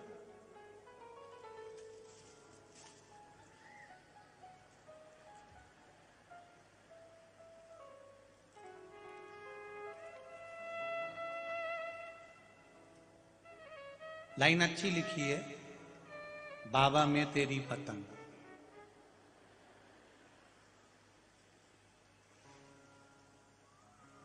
मेरा नाम आकाशा मोतीलाल कन्नौजे है। मैं रहने वाला पुसद जिला यवतमाल से हूं। कहीं बैठे हो तो हाथ हिलाइएगा, कहीं बैठे हो तो हाथ हिलाइएगा। दिख गए क्या? अच्छा पीछे है, ठीक है। दोनों हाथ हिला दो एक बार। श्री शिवाय नमस्ते। भोलेनाथ जी की कृपा का क्या बखान करूं, जितना करूं उतना कम है गुरुदेव। 10 अक्टूबर 2022 को मेरी मां को पैलिसिस का अटैक आया। बड़ा अटैक था। उन्हें दिमाग की नस उनकी फट गई थी। घर में सब डर गए, माहौल खराब सा हो गया। हॉस्पिटल में उनको बताया, वहां के डॉक्टर ने बताया कि ब्रेन हेमरेज हो गया है, इन्हें जल्द से जल्द बड़े अस्पताल में लेकर जाइए। मां को वर्धा के बड़े हॉस्पिटल में इलाज के लिए लेकर गए, वहां डॉक्टर को दिखाया। 65 वर्ष की मेरी मां, 65 वर्ष के व्यक्ति को नस फटना के बाद बचाना बड़ा मुश्किल है, ये वहां के डॉक्टरों ने कह दिया। नस फट गई, रक्त का संचार पूरे दिमाग में होने लगा है, वो खून अंदर बैठते जा रहा है। गुरुदेव हम लोग बहुत डर गए। बहन के घर से फोन आया कि भैया एक काम कर, शिवजी को चढ़ी हुई एक बेलपत्र तू कैसे भी लेकर आ और मां को दे दे। मैंने कहा कि उनको तो आईसीयू में रख दिया और दिमाग में रक्त उनका चल रहा है, तू उनको खिला नहीं सकता, तो वो बेलपत्र उनके पलंग पर रख दिया। मैंने डॉक्टर से बोलकर एक बेलपत्र शिव मंदिर से बुलाकर उनके पलंग पर रख दिया और पलंग पर रखने के बाद गुरुदेव वही बेलपत्र मेरी मां के हाथ में एक बेलपत्र और पकड़ा दिया। बाबा की कृपा देखिए गुरुदेव। कुछ देर के बाद डॉक्टर जब उनको ऑपरेशन के लिए लेकर जाने लगे तो वहां डॉक्टर ने कह दिया कि इनको ऑपरेशन की जरूरत नहीं है, रक्त बंद हो चुका है और शरीर ठीक होने लगा। ये शिव तत्व, ये शंकर औघड़ी।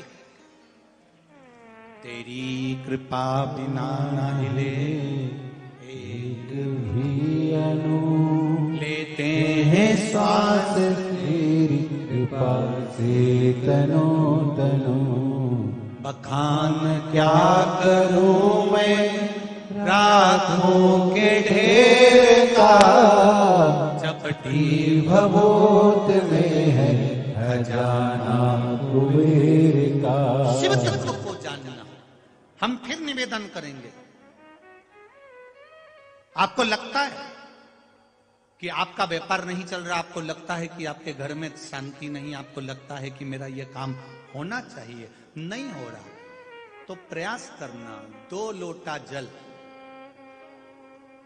घर से लेकर जाइए, एक के ऊपर एक कलश को रख लो, नीचे 5 बेलपत्र, शिव जी के मंदिर में जाकर सबसे पहले बेलपत्र चढ़ाओ, फिर 1 लोटा जो सबसे ऊपर रखा हुआ है उसका पानी शिव जी को चढ़ा दो। दूसरा लोटा जो लेकर गए हो वो जल बेलपत्री के पेड़ के नीचे चढ़ा दो। 1 मिनट बैठकर श्री शिवाय नमस्तुभ्यम का जाप कर कर उस बेलपत्री के वृक्ष के नीचे, जहां पर 33 कोटि देवी देवता बुआरी लगाने के लिए आते हैं, जहां लक्ष्मी 24 घंटे रहती है, सरस्वती का निवास है, 64 योगनियां जहां निवास करती हैं, 33 कोटि देवता जिस बेलपत्री के नीचे रहते हैं, उस बेलपत्री के वृक्ष के नीचे 1 मिनट बैठकर श्री शिवाय नमस्तुभ्यम कहकर अपने दिल की बात मेरे बाबा से प्रार्थना करो और अपने घर पर आ जाओ। बाबा चाहेगा तो 3 महीने में कार्य सफल कर ही दे। कभी कभी भगवान शिव की आराधना का चित्त आनंद सुख हमें बनाना पड़ता।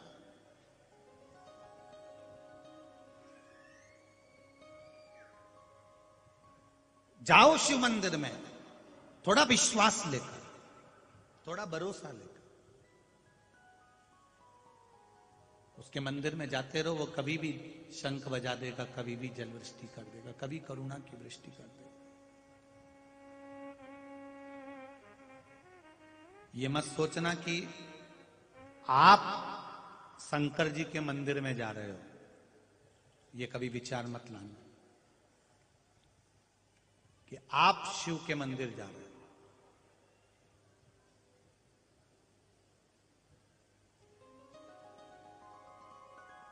जब संकट कटने लगे, मिटने लगे कलेश, तब समझ जाना कि तुम्हारे दिल में शिव ने कर लिया प्रवेश। तब समझ जाना। संकट कटने लगे, तकलीफें कटने लगे, दुख कटने लगे, 1 लोटा जल चढ़ाते चढ़ाते तुम्हारा मन शिव में रमने लगे। शिव महापुराण की कथा ये लाखों भक्त जो श्रवण कर रहे हैं, आस्था चैनल के माध्यम से, फेसबुक यूट्यूब के माध्यम से, चाहे या दिल जब शिव से जुड़ने लगे, महादेव से जब मन लगने लगे,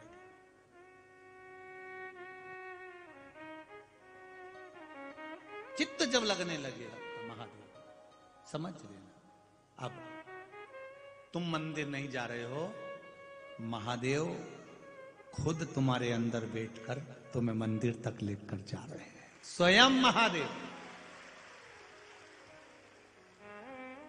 स्वयं महादेव।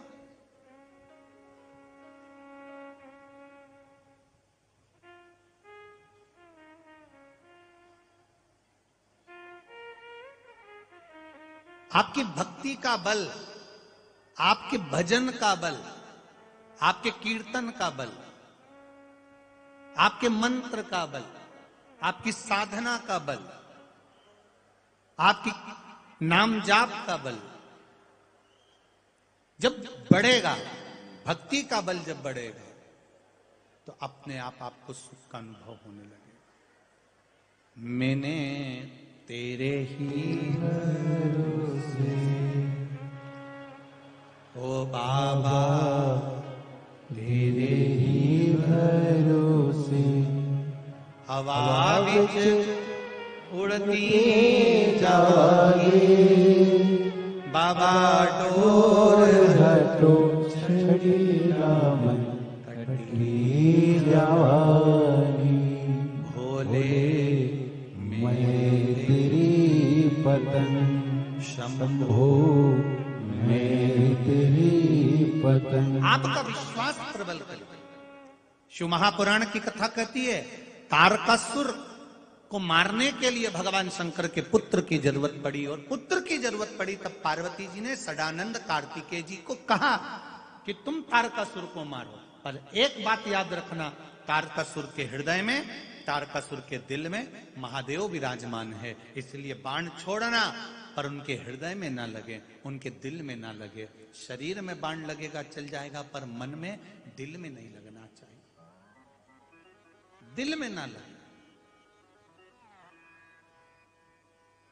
किसी मंदिर में दिया लगाने से ज्यादा पुण्य मिलता है किसी के चेहरे पर स्माइल लाकर रख दो, उसमें पुण्य। मंदिर में दिया लगाने से ज्यादा पुण्य है किसी साधारण व्यक्ति जिसको भोजन की जरूरत है, पानी की जरूरत है, शिक्षा की जरूरत है, औषधि की जरूरत है, उसकी थोड़ी सी सहायता कर देना, उसके चेहरे पर प्रसन्नता ला देना।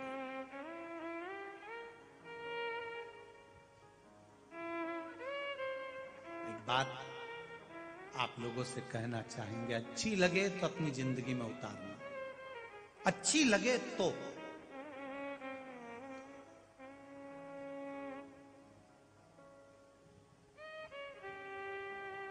बेटा बेटी की शादी हो, बच्चों का विवाह हो किसी के, तो तुम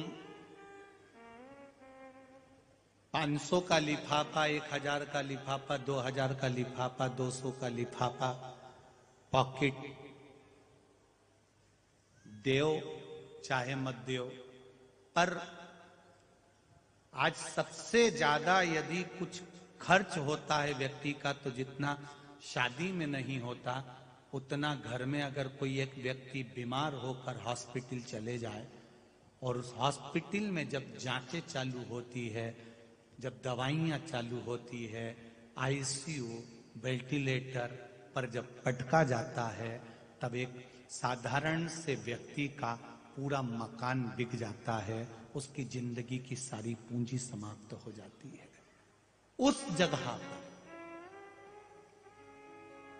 परिवार के जितने लोग उसको देखने के लिए जाएं, तुम उनके बच्चों की शादी में कुछ खर्च करो मत करो, लिफाफा दो मत दो, पर उसको जब देखने जाओ तो ये जरूर बोल कर आना, तुम चिंता मत करना, 5000 तक का खर्चा मैं कर सकती हूं, जब जरूरत पड़े मेरे पास आ जाए।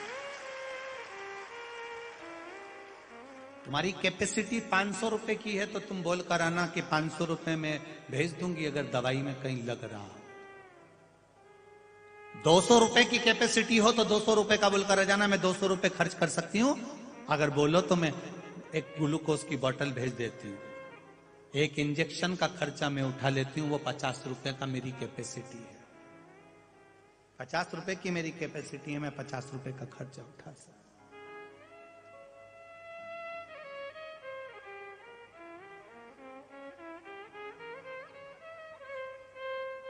आप अपना, हम ये नहीं कहेंगे कि तुम उस धन को कहीं बहुत आप ज्यादा ना लगाएं, अपनी कैपेसिटी 10 रुपए की है तो आप 5 लगा दो, कोई मना नहीं।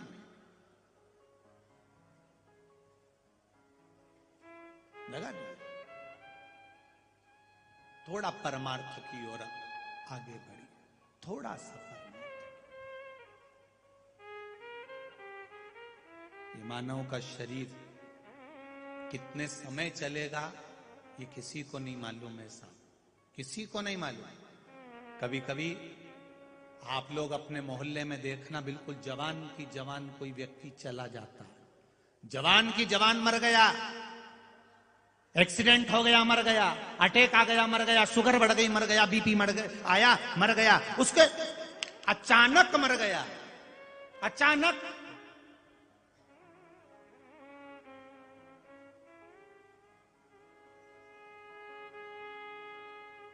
आश्चर्य होता है लोगों को, बिल्कुल अभी तो मिले थे, अभी तो दिखे थे, समाप्त हो गए।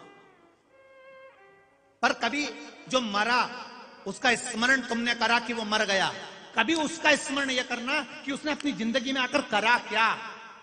केवल दुकान पर बैठा, बच्चों को पढ़ाया, स्कूल कॉलेज भेजा, पत्नी के लिए घर बनाया, गाड़ी बनाई, बंगला बनाया, परमार्थ क्या करा उसने? आने के बाद संसार सागर में उसने अच्छा कर्म क्या करा? कभी किसी से, उसके पास में कुछ भी नहीं था ना, धन भी नहीं था, तो कुछ मत देता, पर प्रेम से 2 शब्द ही बोल लेता तो वो भी पूंजी हो जाती। नहीं है ना आपके पास दौलत, नहीं है धन, नहीं है वैभव, मत दो, पर किसी से प्रेम से तो बोल लो, कोई स्नेह के शब्द तो बोलो। वाणी ऐसी बोलिए जो मन का आपा खोए, पर आज के जमाने में वाणी ऐसी बोलिए जो जम के झगड़ा होए, पर उससे मत बोलिए जो तुमसे तगड़ा। क्या करोगे उससे? आपके पास में धन नहीं है देने के लिए, आपके पास में सत्ता नहीं है देने के लिए, आपके पास में भोजन नहीं है देने के लिए, आपके पास में पानी नहीं है देने के लिए, मीठी वाणी तो है, मीठी वाणी दीजिए। सास कितना भी अपशब्द बोले, ससुर कितना भी अपशब्द बोले, पति कितना भी अपशब्द बोले, पत्नी कितना भी अपशब्द बोले, बेटा कितना भी अपशब्द बोले, भाई कितना भी अपशब्द बोले, बहन कितना भी अपशब्द बोले, पर आपके मुख से मीठी वाणी कभी खत्म नहीं होना चाहिए। वो बोलेगा उसको भुगतना पड़ेगा, हम बोलेंगे हमको आनंद का अनुभव होगा। बोल, आग लगे बस्ती में अपन रहो मस्ती में, क्या किसको रोइए चादर तन के सोइए। बोले बोले तो बोलता रहे, उससे कोई हमें फर्क नहीं पड़ता। मीठी वाणी देना प्रारंभ करो, मिठास।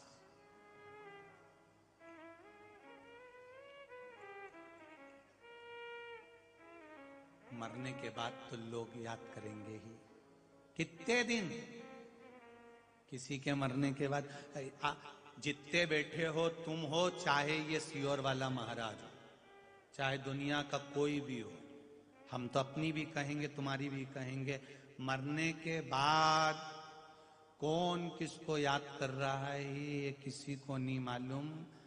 आएंगे रिश्तेदार, आएंगे, रोएंगे, और फिर 10 दिन 12 दिन के बाद फिर आएंगे, फिर नुक्ति, सेव, बूंदी का रायता, चना की सब्जी, जलेबी और पूड़ी। तुम मर गए, तुम्हें कोई याद नहीं कर रहा, उससे कहीं तरी तरी दो,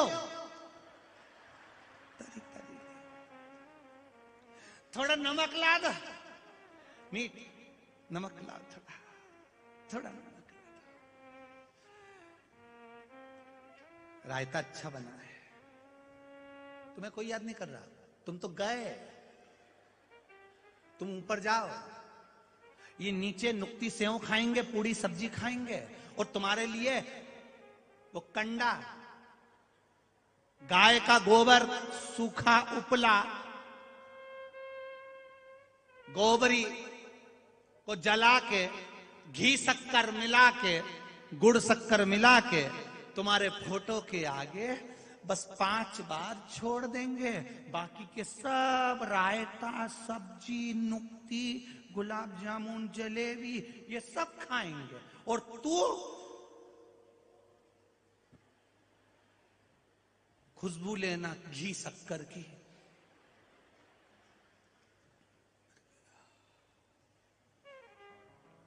हंसो मती, तुम हो चाहे हम हो, फोटो टंगेगा जरूर।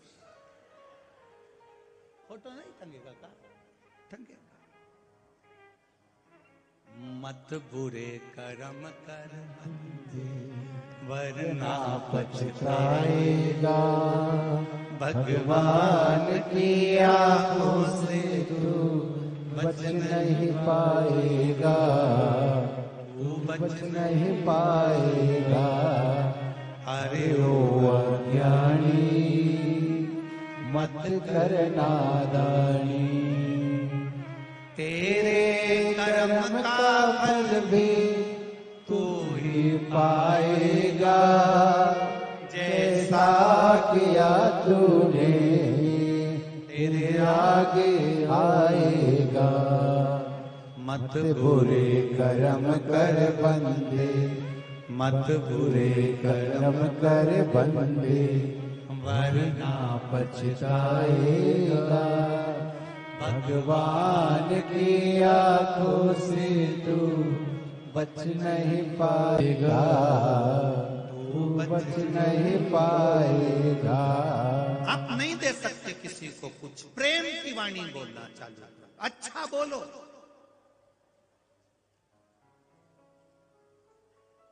पर लोग उल्टे हैं, ये तुरंत फट से जवाब दे देते हैं, खाया बिना रह जाऊं, पर बोले बिना नहीं रहेंगे। तो इनने पलट के जवाब दिया, इंतजार तो करो। शिव को जल चढ़ाने वाले, एक बात याद रखना आप सब, चाहे बेटे हों, बेटियां हों, वृद्ध हों, जवान हों, बच्चे हों, आज एक बात चंद्रभागा शिव पुराण में से रख लेना संभाल कर। शंकर को जल चढ़ाने वाले, एक बात याद रखना, तुम पर हंसने वालों का जवाब, तुम पर उंगली उठाने वालों का जवाब, तुमको गाली देने वाले का जवाब, तुमको अपशब्द कहने वालों का जवाब, जितने जल चढ़ाने वाले हो, याद रखना तुम्हारा जवाब तुम्हें नहीं देना, जो तुमको मंदिर तक बुलाता है वो जवाब दे। जो तुम्हें मंदिर तक बुला रहा है, तुम्हें खींचकर मंदिर तक ला रहा है, एक लोटा जल चढ़वा रहा है, वो महादेव सहज नहीं है, सरल नहीं है। देवताओं को अमृत दिया, खुद विष पी गए। पार्वती जी ने कहा तुम ये विष पी रहे हो? शिव जी बोले मेरे देवताओं के कारण पी रहा हूं, इनको अमृत देता हूं, मैं विष में पीता हूं। जवाब देने की जवाबदारी मेरी है, किसी दूसरे की जवाब देने की जवाबदारी नहीं। शंकर के भक्त की जवाबदारी शिव जानता, शंकर देख लेता है। करे करने वाला कुछ भी करे, तुम अपना भजन करो, तुम कीर्तन करो। सदानंद कार्तिकेय इस तारकासुर के हृदय में शिव जी बैठे हैं। बाण चलाना, पर तारकासुर के हृदय में बाण ना लगे, क्योंकि उसके हृदय में भगवान बैठा हुआ है। जिसके दिल में परमात्मा बैठा है, उसका दिल कभी नहीं दुखाना। अगर दिल दुखा दिया तो फिर तुम कहीं के नहीं रह पाओगे। जिसके भीतर भगवान बैठा हुआ,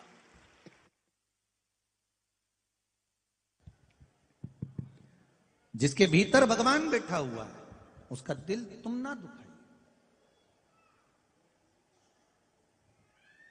भगवान उसके भीतर विराजमान है, भगवान उसके भीतर बैठा हुआ।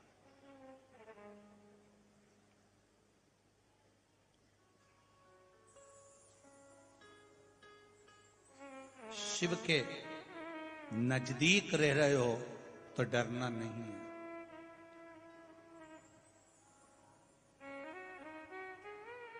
जो रेलवे स्टेशन के पास रहते हैं, बस स्टैंड के पास रहते हैं, थाने के पास रहते हैं, हॉस्पिटल के पास रहते हैं, वो बहुत अकड़ में रहते हैं। कभी भी आओ, स्टेशन के पास ही हमारा घर है। जैसे स्टेशन इनके काका जी का है। इतनी अकड़, कभी भी आओ, आधी रात को आओ, बस स्टैंड पे अपना घर है। मेरा घर थाने के बिल्कुल पास में, थाने के पास, मतलब थानेदार इनका काका जी।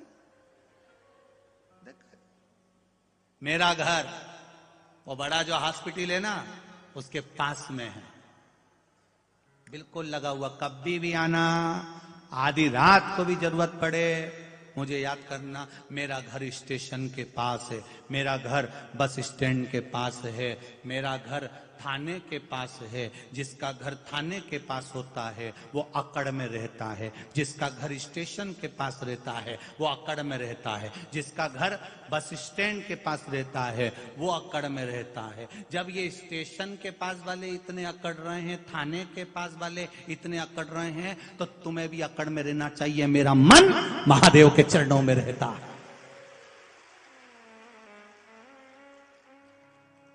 वो कहता है कभी भी आओ, मेरा घर स्टेशन पर है, कभी भी आओ, मेरा घर थाने के पास है, कभी भी आओ, मेरा घर थाने के पास है, मेरा घर स्टेशन पर है, मेरा घर हॉस्पिटल के पास है। उसी तरह तुम्हें भी अकड़ में रहना चाहिए, कभी भी आ जा, मेरा मन महादेव के चरणों में रहता है। आ, देखा जाएगा।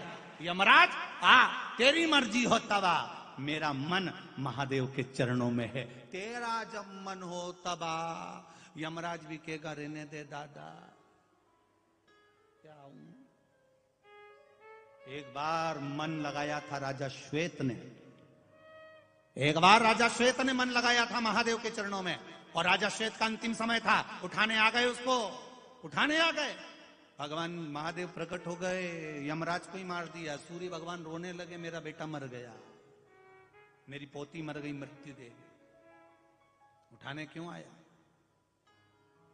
थाने के पास वाले को अकड़ है, स्टेशन के पास वाले को अकड़ है, बस स्टैंड के पास वाले को अकड़ है, हॉस्पिटल के पास वाले को अकड़ है, जो रोड पर रहते हैं उनको अकड़ रहती है।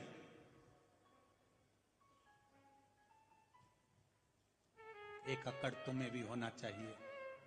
मेरा महादेव मेरे साथ में है, मैं उसके चरणों में रोज जाता हूं, मेरा मन वहां लगा रहता हो। दुनिया के घर कहीं पर भी हो, हमें उससे मतलब नहीं, परंतु आपका मन महादेव के चरणों में होना चाहिए।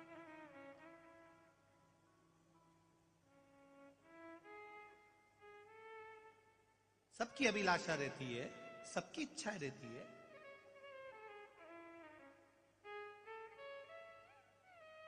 कॉलोनी के अंदर जो मकान रहता है उसकी ज्यादा कीमत होती है कि रोड पे जिसका मकान होता है उसकी ज्यादा कीमत होती है? बोलो बोलो रे परवणी वाले, है?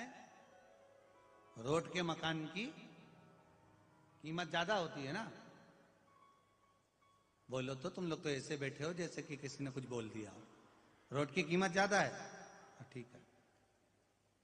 और रोड पर जमीन है तो उसकी कीमत है, रोड पर मकान है तो उसकी कीमत है, रोड पर दुकान है तो उसकी कीमत है, पर रोड पर इंसान है तो उसकी कोई कीमत नहीं है।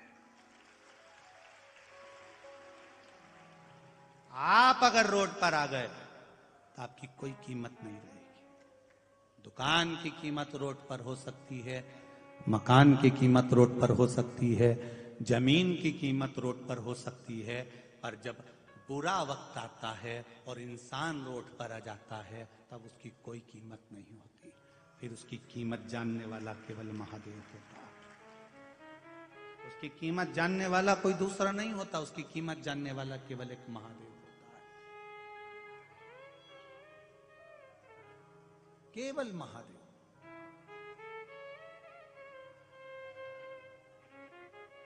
बहुत बहुत पैसा होगा, दर्शन करने गए हो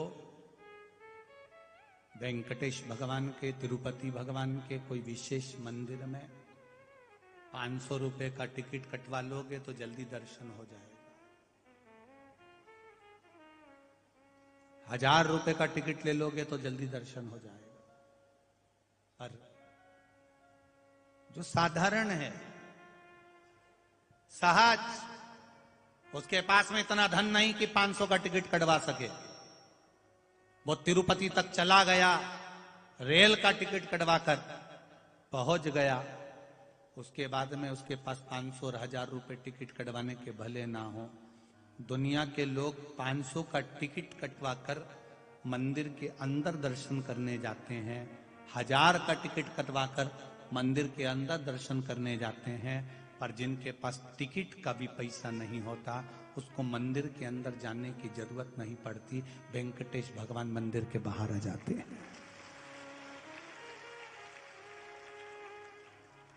जानता है इसको किस चीज की जरूरत है, वो जानता है इसको क्या चाहिए, क्यों आया है, किस लिए आया। षडानंद कार्तिकेय, तारकासुर को मारो, मना नहीं, पर तारकासुर की चित्तवृत्ति में, हृदय में शिव बैठा है।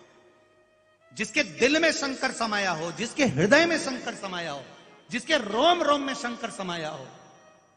हम क्यों संतों का दर्शन करते हैं, हम क्यों साधुओं का दर्शन करते हैं, हम क्यों गुरुओं का दर्शन करते हैं, हम क्यों संत एकनाथ जी के पास जाते हैं दर्शन करने के लिए, संत तुकाराम जी के यहां जाते हैं, संत ज्ञानेश्वर जी के यहां जाते हैं, क्यों जाते हैं? हम क्यों उनके चरणारविंद का दर्शन करने के लिए जाते हैं? क्यों जाते हैं?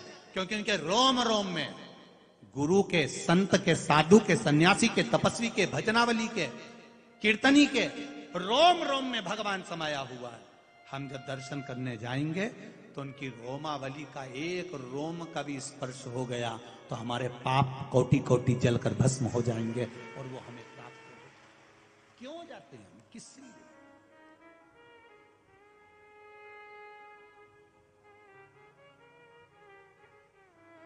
शंभु शरणे पड़ी मांगू घड़ी रे,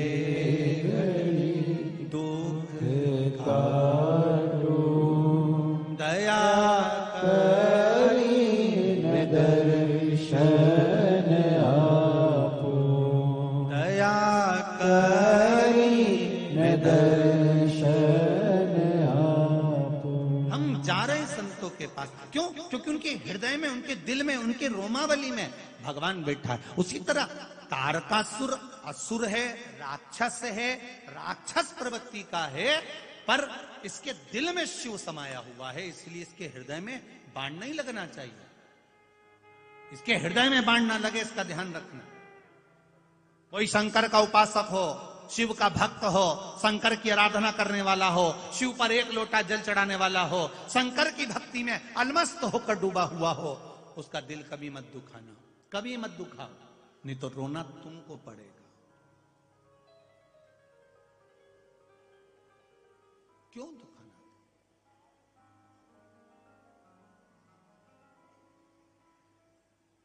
जितना हिसाब तुम अच्छे से नहीं जोड़ सकते, उससे दुगना अच्छा हिसाब वो जोड़ के रखता है।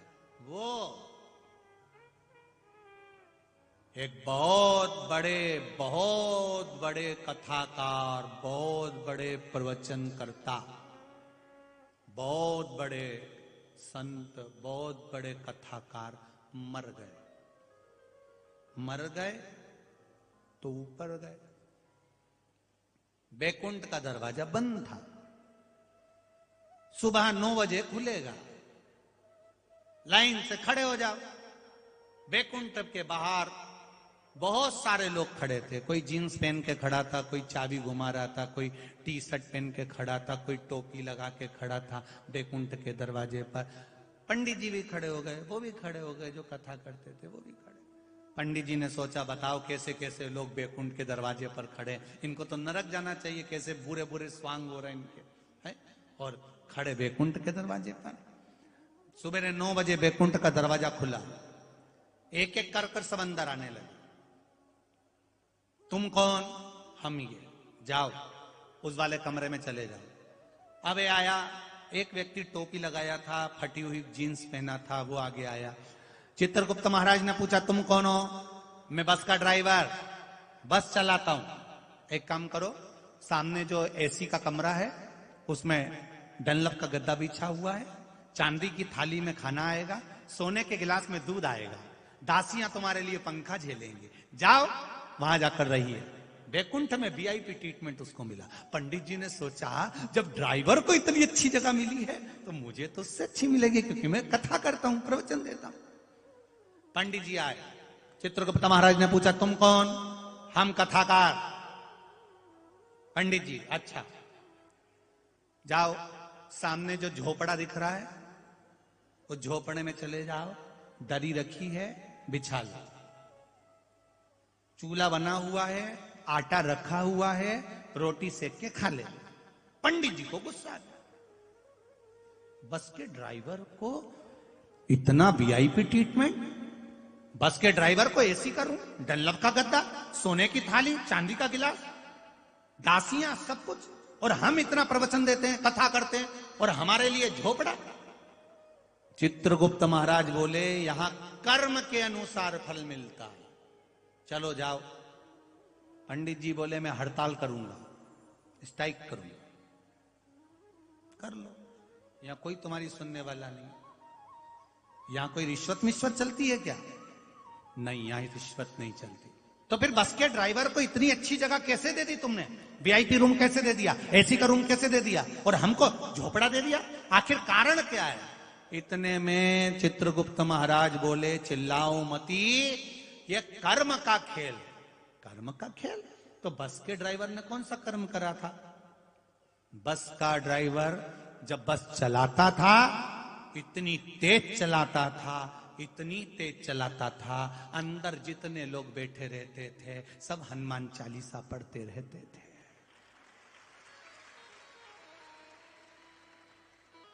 सब हनुमान चालीसा, एक को भी नींद नहीं आती थी, दच के इत्ते कुदाता था, सबके मुंह से हे राम, भगवान, विठ्ठल, पांडुरंगा, बचा लेना, जय हनुमान ज्ञान गुण सागर, जय कपीस तिहुँ लोक, राम दूत अतुलित बल धामा, अंजनी पुत्र पवन सुत नाम, महावीर विक्रम बजरंगी कुमति निवार सुमति के। सबको डर लगता, सब हनुमान चालीसा पढ़ते हैं।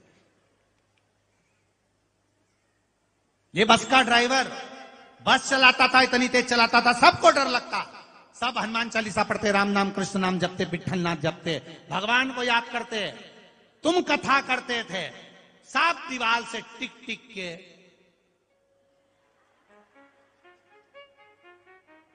सोते।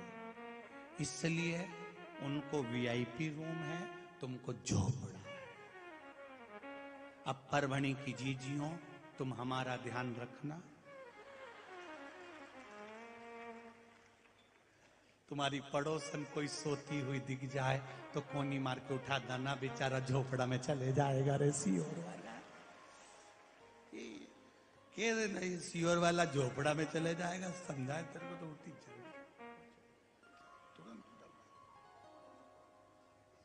ये कर्म का खेल। हृदय में शिव बैठा है, मन में शिव बैठा है, चित्त में शिव बैठा है, तो दिल ना दुखाइए। महाराज तारकासुर को भगवान कार्तिकेय जी ने मार दिया। तारकासुर को मारा। तारकासुर के 3 पुत्र तारकाक्ष, विदुम्माली, कमलाक्षकी, इन तीनों ने उपद्रव मचाया। जैसे उपद्रव मचाया, देवाधिदेव महादेव ने बड़ी कृपा कर कर उस तीनों को मारने के लिए मेरे देवाधिदेव महादेव ने सुंदर पशुपतिनाथ का रूप धारण कर लिया, और इन तीनों को मारने के लिए उस 33 कोटि देवी देवता पशु बन गए, मेरा देवाधिदेव महादेव पशुपति नाथ बन गए। तारकाक्ष, विदुम्माली, कमलाक्ष की इन तीनों का संहार, तीनों का संहार किया। पशुपति व्रत की महत्वता का वर्णन किया गया, पशुपति अस्त्र का महत्व का वर्णन किया गया, पाशुपत्य अस्त्र का वर्णन किया गया, पाशुपत्य व्रत का वर्णन किया गया शिव पुराण में। पशुपति व्रत 5 सोमवार का होता है। कितने सोमवार? 5 सोमवार। 5 सोमवार का व्रत होता है। पहले सोमवार को जब व्रत करते हैं, दूसरे सोमवार को व्रत करो, चाहे 5वें सोमवार को व्रत करो, व्रत का विधान एक जैसा ही है। सुबह पूजन की थाली लेकर जाओ, जल, पंचामृत, जो भी आप भगवान को चढ़ा सकते हैं, स्नान आदि कराने के हिसाब से सामग्री ले जाओ, शिव जी का पूजन करो। थाली को वैसी की वैसी लाके रख दो, उसमें अलग से रात्रि में सामान कोई डालने की जरूरत नहीं है। जल वगैरह थोड़ा थोड़ा भले रख लो, जो सुबह भी काम आ जाए, शाम को भी काम आ जाए। शाम के समय जब मंदिर में जाओ, कितने दिए लेकर जाना है? 6 दिए लेकर जाना है। प्रसाद एक हिस्सा लेकर जाओ, एक साथ प्रसाद ले जाइए। मंदिर में पहुंचकर 6 दियों को जमीन पर रख दीजिए। प्रसाद के 3 हिस्से कर दीजिए। 5 दियों को जला दीजिए, प्रकट कर दीजिए। एक दिया जो सामने रखा है उसको जलाना नहीं है। दिए 6 की 6 ही दिए जमीन पे रखना जरूरी है। ये नहीं कि एक दिया थाली में रखे रहने दो, ऐसा नहीं होगा। पहले दिए को उतारना पड़ेगा, 6 ही दिए नीचे रखना पड़ेंगे, 5 दिए जलाना है। जब प्रसाद के 3 हिस्से हो जाएं, शिव जी का पूजन कर दो। पूजन करके एक दिया और एक प्रसाद का हिस्सा जो दिया जलाया नहीं है, प्रकट नहीं करा, प्रज्वलित नहीं करा, उसको थाली में रख लो। प्रसाद का एक हिस्सा थाली में रख लो। बाबा से विनती करो, आज मेरा पहला सोमवार का व्रत है, पशुपति व्रत है, बाबा इसको स्वीकार करना। बाबा से विनती कर कर मैंने इसलिए ये व्रत करा है, विनय करो। घर पर आइए, घर में जब प्रवेश करो, अपना सीधा हाथ देखो कि राइट हैंड कौन सा है, सीधा हाथ कौन सा। सीधे हाथ की ओर बैठ जाओ। घर के बाहर सीधे हाथ पर दिया अपने घर की ओर मुख कर कर जला दीजिए, प्रकट कर दीजिए। घर के अंदर प्रवेश कर जाओ। प्रसाद का जो एक हिस्सा लेकर आए हो, वो प्रसाद भोजन करते समय सबसे पहले वो प्रसाद तुम्हें खाना है, अपने हिस्से में से किसी को नहीं देना। प्रसाद खा लो, फिर भोजन कर लो। ऐसे 5 व्रत किए जाते हैं। 5वां जब व्रत रहे, एक श्रीफल 11 रुपए जो तुम भगवान को दे सकते हो वो रखो, और 108 कोई भी सामग्री, चाहे तिल्ली हो, चावल हो, फूल हो, बेलपत्री हो, पंखड़ी हो, जो भी तुम भगवान को 108 सामग्री दे सकते हो वो भगवान को समर्पित करो। जैसा रोज पूजन करते हो वैसा करो। श्रीफल 11 रुपए रखकर 5वां व्रत बाबा से कह दो, आज मेरा 5वां व्रत पूर्ण हुआ है। घर आओ, दिया लगाओ, वापिस भोजन प्रसाद ग्रहण करने से पहले प्रसाद को पालो। ऐसा पशुपति व्रत होता है। बीच में कोई अड़चन आ जाती है तो व्रत को छोड़ दिया जाता है। 30 त्योहार पड़ गया, तीज का व्रत, चतुर्थी का व्रत, एकादशी का व्रत अगर आप करते आए हो, कोई व्रत पड़ गया तो फिर पशुपति व्रत को छोड़ दो, उस व्रत को पहले कर लो, इस व्रत को आगे कर लेना। पर नियम से होते 5 ही हैं, एक ही मंदिर में होते हैं। जिस मंदिर में पहला व्रत करोगे उसी में 5 व्रत करना पड़ेंगे। ऐसा नहीं कि मायके में 3 कर लिए, ससुराल में 2 कर लिए। जिस मंदिर में पहला करा उसी में 5। ये पशुपति व्रत है। अब आज के लोगों शिव महापुराण की कथा सुन सुनकर पशुपति व्रत बताते तो हैं, पर उस व्रत के कई लोगों ने नियम ही चेंज कर दिए, तो लोगों को उसका कोई लाभ नहीं मिल पाता। फिर वो सोचते हैं कि हमने करा तो सही, उसका फल नहीं मिल पाया। हम आपसे निवेदन करेंगे, व्रत का विधान सही करो। मेरा महादेव सुनता जरूर है, खाली नहीं छोड़ेगा, भरेगा, देगा।